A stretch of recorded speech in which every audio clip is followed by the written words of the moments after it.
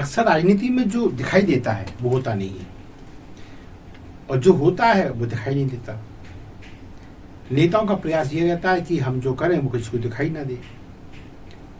यही कारण है कि वो जो नहीं होता उसे दिखाने के फेर में लगे रहते हैं, लेकिन जनता अंदर खाने सब पता लगा ही लेती है।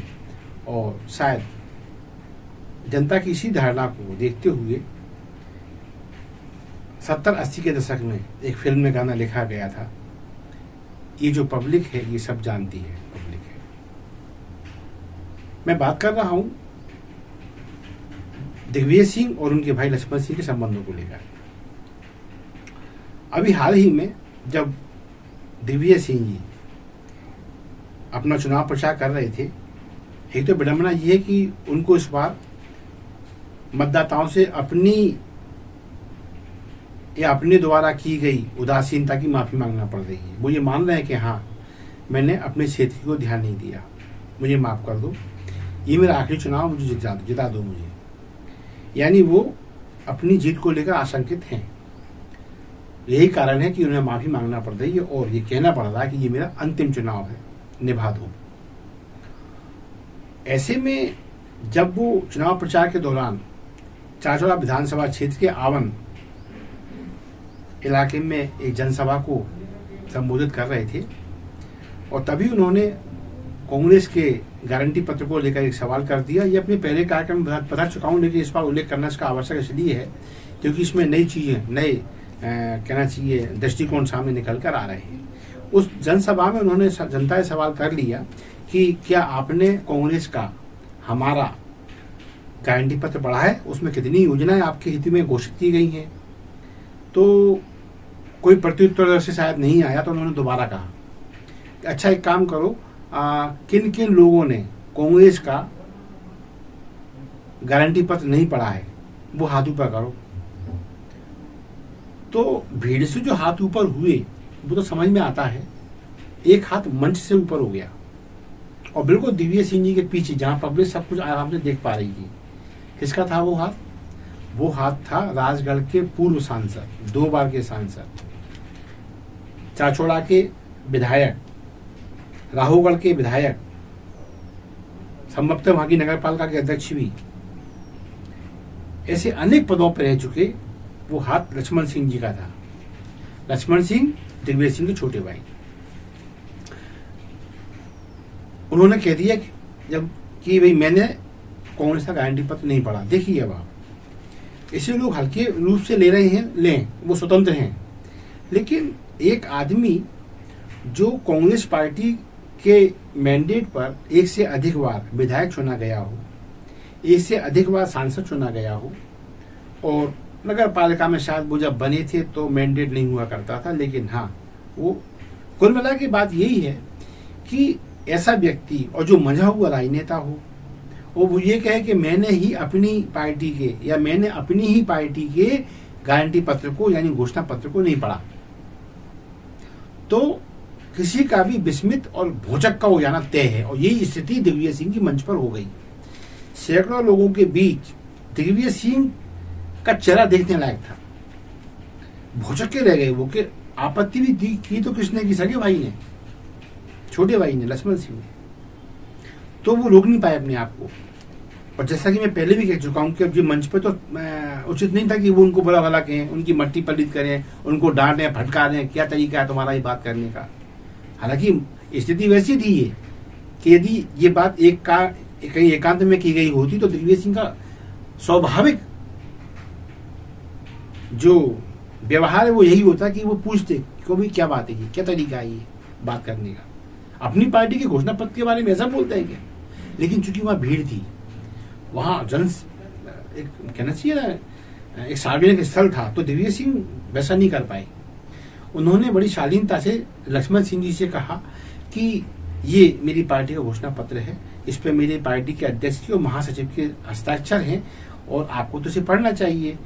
और जब हमारे ही भाई हमारे गारंटी पत्र को नहीं पढ़ेंगे तो फिर हमारी नेतागिरी चलेगी कैसे? और बात आई गई हो गई। उसके बाद से ये चर्चा चल पड़ी है, पूरे क्षेत्र में चल रही है कि एक तो लक्ष्मण सिंह आवन में दिखाई दिए, क्योंकि वो उनका चाचौड़ा विधानसभा क्षेत्र का मामला था, वहां के विधायक रह चुके हैं। दूसरी बात, वो इस पूरे चुनाव में दिग्विजय सिंह के में उतने दिखाई नहीं दे रहे जितना उनको दिखना चाहिए था, छोटे भाई होने के नाते। जयवर्धन दिख रहे हैं, अमृता सिंह दिख रही हैं, अमृता राव सिंह, यहाँ तक कि जयवर्धन के पुत्र हैं जो अबोध हैं, अभी नाबालिग हैं, वो भी दिख रहे हैं। जयवर्धन सिंह की शायद कहीं उनकी जो दुल्हन है वो भी कहीं कहीं दिखी हैं, लेकिन लक्ष्मण सिंह उतने नहीं दिखे। तो इससे लोगों ने, वहां के लोगों ने ये निष्कर्ष निकालना शुरू कर दिया है कि दिग्विजय सिंह से मेल नहीं बैठ रहा लक्ष्मण सिंह का। अब जब इस बारे में विस्तार से चर्चा की जाए तो लोगों ने बहुत सारी चीजें गिना दी, और हमें भी वो, जब हमने इसको रिसर्च किया तो वो पुष्टि हुई कि हाँ, ये माहौल तो ऐसा है कि शायद दिग्विजय सिंह के भाई लक्ष्मण सिंह अब उनसे ऊब गए। अपन अब उस पर गौर करते हैं कि क्या कारण रहे होंगे। सबसे बड़ा कारण है कि जब लक्ष्मण सिंह ने भाजपा ज्वाइन की तो उन्हें भाजपा ने टिकट भी दिया राजगढ़ क्षेत्र से। उस वक्त दिग्विजय सिंह की पहल पर ही एक नारायण आमलावे नामक व्यक्ति को टिकट कांग्रेस की ओर से मिल गया। नारायण जी, मैं इसलिए कह रहा हूं कि नारायण आमलावे को तो डिस्ट्रिक्ट कांग्रेस कमेटी भी शायद थोड़ा ठीक से नहीं जानती थी। क्यों? कि वो एक किसी गांव के सरपंच हुआ करते थे कभी। जाहिर है ये नाम दिग्विजय सिंह की ओर से गया, ये मैसेज देने के लिए कि मैं चाहूं तो एक सरपंच के हाथ से संसदीय प्रत्याशी को हरवा दूं, पूर्व सांसद को हरवा दूं उसी क्षेत्र में, उसी के क्षेत्र में, चाहे फिर मेरा भाई क्यों ना हो। और उससे बड़ा कोई हेतु नहीं था, और वही हुआ साहब। इन्होंने लक्ष्मण सिंह को एक सरपंच से हरवा दिया। ये टीस लक्ष्मण सिंह क्या, कोई और नेता भी शायद ही भूल पाए। आपको ये क्या कि भाजपा से लक्ष्मण सिंह गए थे तो आए क्यों? तो ये मुझे अच्छी तरह याद है कि ना तो भाजपा ने इन्हें निकाला था कि हम आपको निकालते हैं, आपको सस्पेंड करते हैं, और ना इन्होंने कोई भाजपा पे कोई ऐसी गंभीर एलिगेशन लगाई जब छोड़ी कि आप भाजपा ऐसी है, भाजपा वैसी है, मैं वापस आ गया हूं। इस पता नहीं धीरे से ऐसा हुआ कि वो आ गए और बस दोबारा आके कांग्रेस में सेट हो गए। तो ये क्यों हुआ, इसका मैं आपको एक उदाहरण देता हूं। एक जामनेर क्षेत्र है, शायद आजकल चाचौड़ा विधानसभा क्षेत्र में आता है, वहां एक आम सभा चल रही थी। और उस आम सभा को एक पटवा फैमिली है रावगढ़ में, तो या तो उसको वेद प्रकाश पटवा शायद संबोधित कर रहे होंगे, या फिर एक और उनके भाई हैं, नेता प्रतिपक्ष नगर पालिका में रहे हैं, या वेद प्रकाश ही उनके भाई हो, शायद नारायण रत्नेल ऐसा कोई नाम आता होगा। तो उन्होंने एक शब्द कहा, दिग्विजय सिंह हट चुके थे शासन से और शिवराज सिंह सीएम बन चुके थे उमा जी के बाद और उन सब के बाद। तो उन्होंने एक शब्द कहा कि मध्य प्रदेश में जो विकास वर्तमान मुख्यमंत्री शिवराज सिंह चौहान कर रहे हैं, ऐसा विकास तो कोई माई का लाल कभी कर ही नहीं पाया मध्य प्रदेश में। क्योंकि मंच पर लक्ष्मण सिंह मौजूद थे, तो लक्ष्मण सिंह ने वेद प्रकाश जी को इस बाबत समझाया था कि मैं उसी माई का लाल हूं जिसका भाई 10 साल मध्य प्रदेश में मुख्यमंत्री रह चुका है, और विकास कितना किया ये बात अलग है, लेकिन जब बोला करें तो थोड़ा देख लिया करें कि मैं मंच पर मौजूद हूँ। और ये बात सही भी है, एक भाई होने के नाते माई का लाल शब्द का इस्तेमाल दूसरे भाई के लिए हो जाए तो खून, कहते हैं ना, लहू पुकारेगा, लहू पुकारता है, तो उनको बुरा लगा। वो अपने भाई की बुराई नहीं सुन सकते थे, क्योंकि उनके भाजपा में रहते ही दिग्विजय सिंह को औरंगजेब की औलाद भी कहा गया। क्योंकि जैसा हम सभी जानते हैं, दिग्विजय सिंह हमेशा मुस्लिम पक्ष की ओर ज्यादा उनका रुझान रहता है, ये हिंदुओं को खटकता है। और वो हिंदू संगठनों को, जिन संगठनों को हिंदुओं का अंतरराष्ट्रीय संगठन होने की मान्यता प्राप्त है, वो उनको पानी पी पी के कोसते। लेकिन लक्ष्मण सिंह से ऐसा नहीं हो पाता। तो ये जो चीज है, उनको औरंगजेब कहना, औरंगजेब की औलाद, सोचिए आप, एक भाई को कहा जा रहा है तो दूसरे भाई पे क्या बीत रही होगी। ये कुछ ऐसी स्थितियां हैं जिसके चलते लक्ष्मण सिंह जी को ऐसा लगा कि दिग्विजय सिंह के रहते, दिग्विजय सिंह की राजनीति में रहते, वो भाजपा में नहीं खप पाएंगे। और एक सहज वातावरण में वो धीरे से भाजपा से शंट हुए और धीरे से कांग्रेस में दोबारा सेट हो गए। ये एक बड़ा लॉस लोग मानते हैं, जो फॉलोअर हैं लक्ष्मण सिंह ऐसा मानते हैं कि दिग्विजय सिंह की वजह से ही वो कांग्रेस छोड़ के गए थे, दिग्विजय सिंह की वजह से ही वो नारायण सिंह आमलाबे से आ रहे, दिग्विजय सिंह की वजह से उन्होंने भाजपा भी छोड़ना पड़ी। क्यों कि आज भी उनका जो परिचय है, इंट्रोडक्शन है, वो यही तो है। कौन लक्ष्मण सिंह? दिग्विजय सिंह के छोटे भाई। ऐसा होता है, जिसे कहते हैं ना अमित कुमार, किशोर कुमार के लड़के, अच्छे गायक थे, लेकिन सिर्फ इसलिए स्टैंड नहीं हो पाए कि उनकी तुलना उनके पिता से की गई। नितिन मुकेश अच्छे गायक, क्यों स्टैंड नहीं हो पाए, क्यों सेट नहीं हो पाए फिल्म इंडस्ट्री? क्योंकि उनकी तुलना उनके पिता स्वर्गीय मुकेश से की गई। तो यही लक्ष्मण सिंह के साथ है कि वो छोटे साहब होने का दंश भुगत रहे हैं, ऐसे लक्ष्मण सिंह के फॉलोअर कहते हैं। और विचारधारा का टकराव हमेशा रहा है। मैंने भी संक्षिप्त में कहा और थोड़ा विस्तार करूं तो यही है कि जब कोई हिंदू वर्ग से पीड़ित व्यक्ति रावगढ़ में उम्मीद करता है किसी से, तो लक्ष्मण सिंह से करता है, वो दिग्विजय सिंह से उम्मीद नहीं करता। और जब कोई मुसलमान किसी परेशानी में आ जाए तो उसको दिग्विजय सिंह का नाम याद आता है। ये रावगढ़ में ये बड़ा भेद है दोनों वर्गों में, ये भी एक विचारधारा का टकराव है।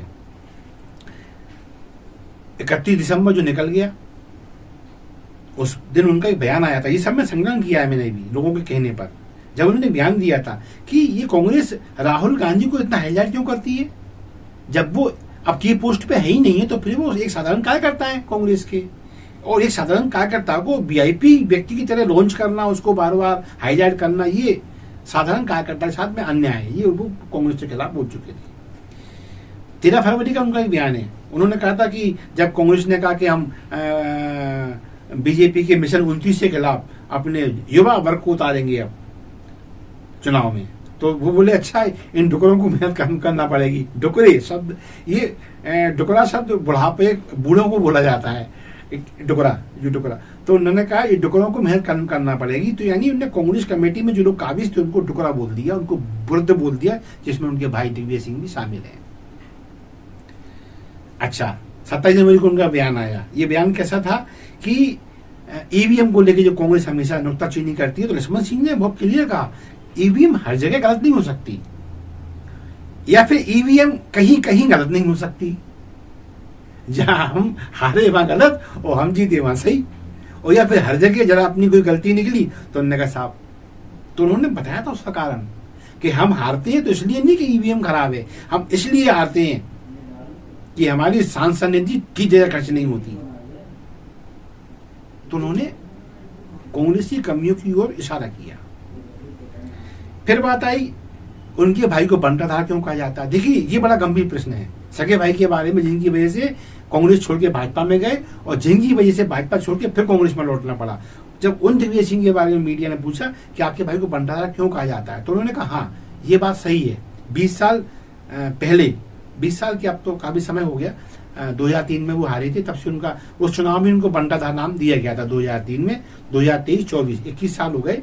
तो उन्होंने कहा, लक्ष्मण सिंह जी मानते हैं हाँ बीजेपी ने 20 साल पहले उनको बंटाधार कहा था, और तब से लेकर आज तक मध्य प्रदेश में कोई भी चुनाव होता तो बीजेपी उनको बंटाधार कहती है, मिस्टर बंटाधार। और ताज्जुब की बात यह है कि जब बीजेपी बंटाधार के रूप में दिग्विजय सिंह को आगे कर दी है तो उनको वोट भी मिल जाते हैं बीजेपी को, यानी पब्लिक भी अप्रत्यक्ष रूप से दिग्विजय सिंह को बंटाधार मान रही है।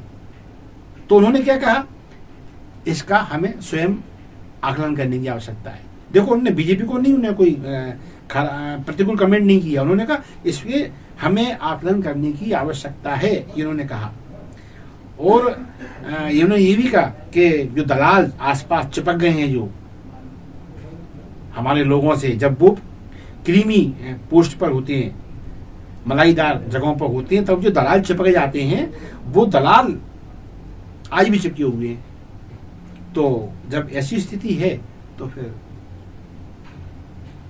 उनका बंटाधार के रूप में प्रस्तुतिकरण भी जारी रहेगा और लोग डर के उनके खिलाफ वोट भी करते रहेंगे। इससे भाजपा को लाभ होता रहेगा। राम मंदिर का जब आमंत्रण मिला और कांग्रेस ने उसको ठुकराया, तो वही उस वक्त भी लक्ष्मण सिंह एक ऐसे कांग्रेसी नेता थे जिन्होंने खुल के कहा कि कांग्रेस ये अच्छा नहीं कर रही है, उसे राम मंदिर का आमंत्रण नहीं ठुकराना चाहिए, ये जन भावनाओं के विपरीत आचरण है, इसका कांग्रेस को व्यापक नुकसान होगा। ये लक्ष्मण सिंह थे। मोहन यादव, डॉक्टर मोहन यादव को जब सीएम बनाया गया तब भी उन्होंने एक भाजपा के पक्ष में सकारात्मक टिप्पणी की। एक पहले तो उन्होंने बधाई दी डॉक्टर मोहन यादव को एक्स पर, ये साधारण प्रक्रिया है, हर नेता बधाई देता है, भले विरोधी क्यों ना हो। उन्होंने भी दी, लेकिन साथ में उन्होंने ये भी कहा कि हमें नेताओं की नियुक्ति या उनके चुनाव का पैटर्न भाजपा से सीखना चाहिए।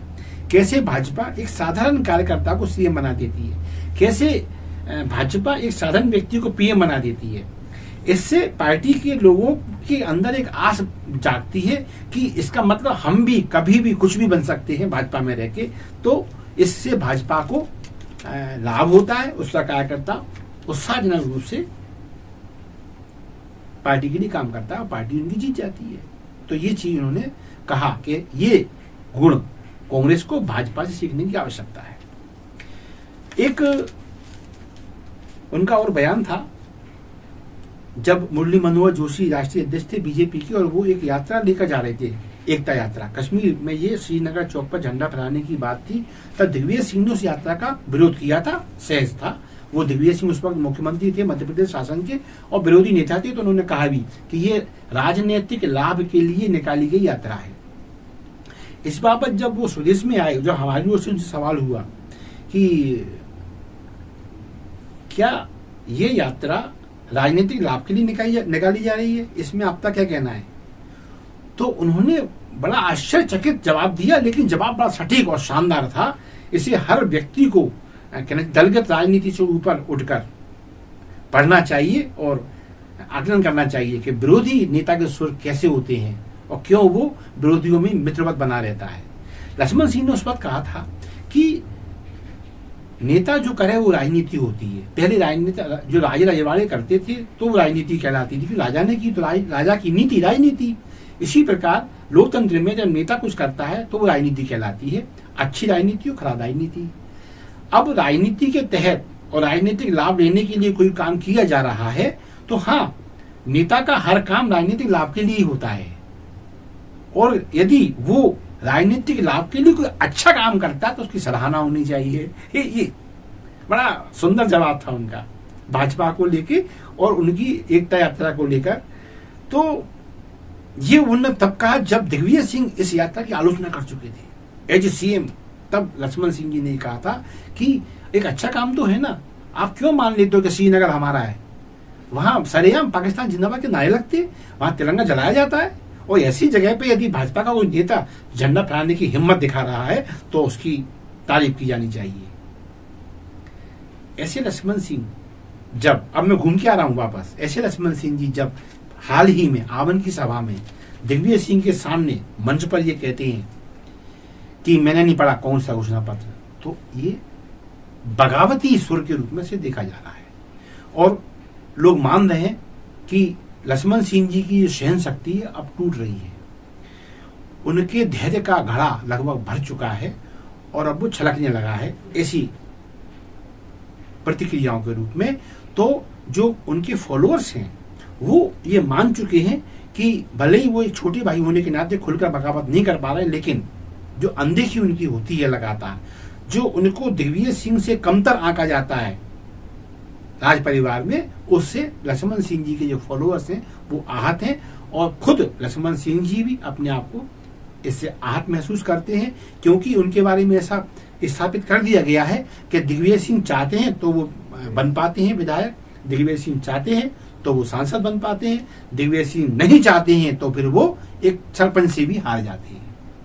तो यही कारण है शायद कि वो अब खुलकर मंचों पर अपने बड़े भाई दिग्विजय सिंह के खिलाफ बोलने लगे हैं, और ऐसा करके संभवतः उन्होंने दिग्विजय सिंह का साथ छोड़ने का मन बना लिया है।